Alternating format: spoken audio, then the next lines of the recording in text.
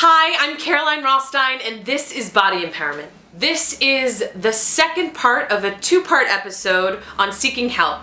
Part one was about personal help, and this is about professional help. I happen to be a poster child for therapy and seeking professional help with regards to mental well-being, mental health, and any struggle with eating disorders or addiction.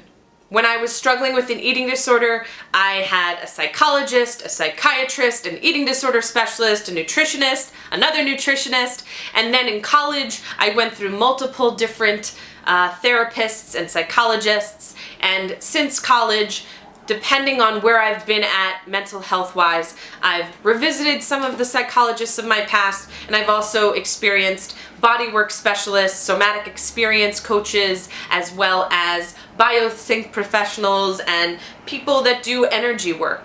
I've run the gamut, and I have found that it is so important to seek outside help when we are struggling inside.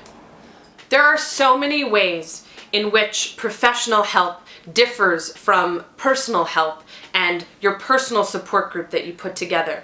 For one thing, oftentimes some of the people in my support system, especially family members or relatives, could be some of the triggers behind some of the things I was struggling with. So being able to talk to a professional about those things helped take it outside of the home space or the personal life space and find a space with my therapist where I could more safely talk about those experiences and feelings. A professional is trained in understanding commonalities and similarities with a struggle, especially an eating disorder or a mental illness or an addiction.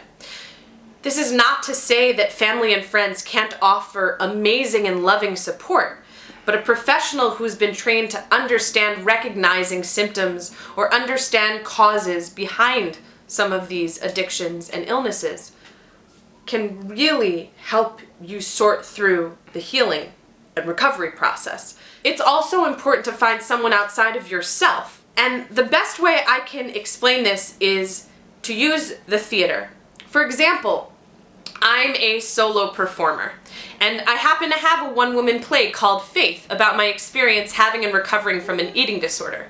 It would have been totally crazy to have directed myself in that play, because I could never understand what it's like to sit in the audience and watch me on stage sharing my story.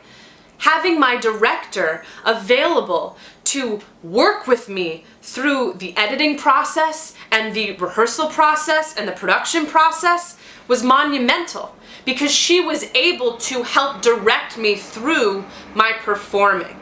Similarly, a therapist or mental health professional can help usher you, direct you in the journey back to yourself. The goal is to ultimately get the help you need to ultimately help yourself.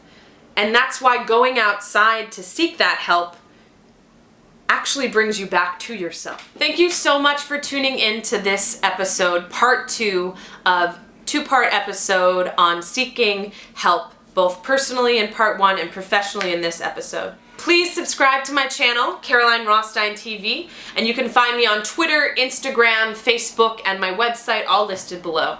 Thank you so much.